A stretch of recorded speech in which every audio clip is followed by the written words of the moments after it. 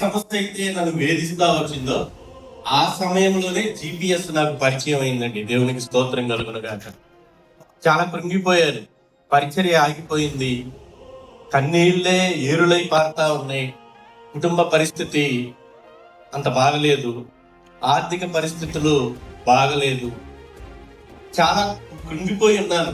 ఎంత ప్రార్థన చేస్తున్నా, ఎంత సువార్త చెప్తున్నా మనిషి అనే వాళ్ళకి కొన్ని కృంగుబాట్లు అనేవి ఎదురవుతూ ఉంటాయి. మరి నా పరిస్థితి కూడా దాదాపు జీరోకి వెళ్ళిపోయినప్పుడు ఆ వీడియో కూడా ఉంది ఫేస్బుక్ లో. నన్ను చాలా ఇబ్బంది పెట్టారు అక్కడ.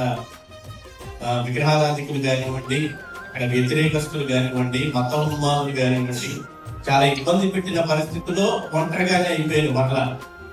ఆ టైంలో అనుకోకుండా ఒకసారి ప్రేమ్ గారు కలిసి, మీ వీడియో ఫేస్బుక్ లో నేను చూశానండి, మీరు మా GPS సహవాసానికి ఉంటే బాగుంటుంది, మేము మీకు అండగా ఉంటాం, తోడుగా ఉంటాం అని చెప్పారండి.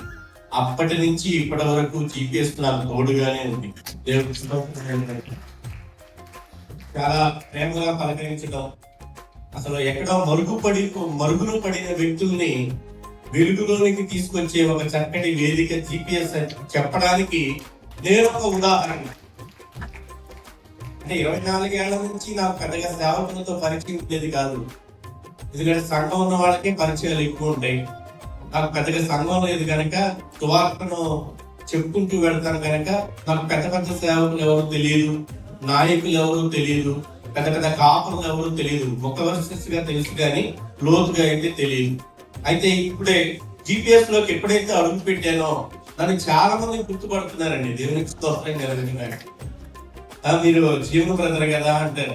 నీకు ఎట్లా తెలుసు అంటే, మిమ్మల్ని ఆ ఫేస్బుక్ లో చూస్తాం, GPS లో చూస్తాం, ప్రార్థన చేస్తా ఉంటే చూస్తాం, వింటాం అని చెప్పి వాళ్ళంతటా వాళ్ళే వచ్చి పరిచయం చేసుకోవడం కూడా నాకు చాలా ఆశ్చర్యాన్ని కలిగించింది.